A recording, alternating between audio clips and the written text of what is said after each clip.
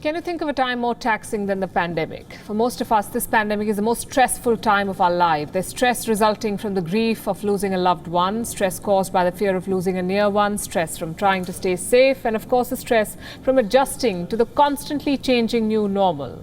Masks, tests, vaccines, lockdowns, work from home, online learning. Do you know high stress levels can be fatal? And I guess I'm not helping you reduce stress with the way this story is going, but bear with me. It's important to know what's happening. Stress can lead to high blood pressure, also what's known as hypertension, and prolonged hypertension can lead to severe medical conditions. So while we have finally started addressing mental health problems resulting from anxiety and stress, it's also time to acknowledge and spread awareness about hypertension itself. But why am I telling you all of this tonight? Because today is World Hypertension Day, and it makes for a perfect opportunity to address a silent killer. What is hypertension? It is when the force of your blood, the blood against your artery walls, becomes high enough for it to result in health problems. What kind of health problems are we talking about? Uncontrolled hypertension can result in heart attack and stroke.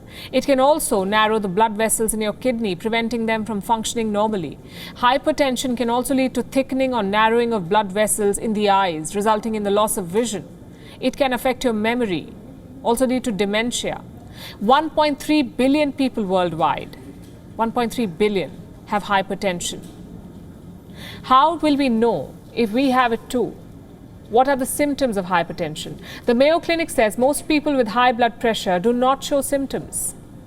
That's even when their blood pressure reaches dangerous levels. Some people, however, have headaches, they have shortness of breath or nose bleeding. Next question. What causes hypertension?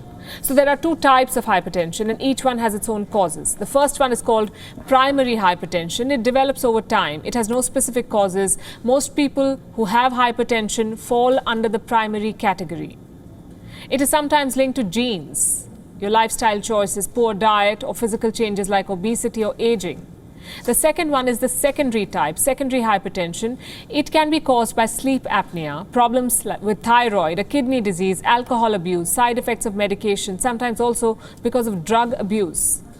The secondary type, the secondary hypertension, is more severe than the primary one. The World Health Organization says hypertension is a major cause of premature deaths worldwide. The good news is, hypertension can be treated. It can be managed by reducing stress levels, making little changes in your diet, and by regularly checking blood pressure and consulting doctors. You can reduce the risk of hypertension by making small changes like adhering to what is called the DASH diet. DASH stands for Dietary Approaches to Stop Hypertension, DASH. Like consuming whole grains, fresh vegetables, low-fat dietary products, reducing your alcohol intake, exercising regularly, monitoring your body weight, reducing your stress levels. Now, I know that the pandemic is really stressful, but hypertension can result in COVID complications, and we all know that. So while we come to terms with prolonged online learning, long hours of work from home, additional caregiving responsibilities, it is important that we keep our stress levels in check. Do things at home that make you happy. Take time out, cook your favorite meal, read a book. And as they say, don't stress over things you cannot change.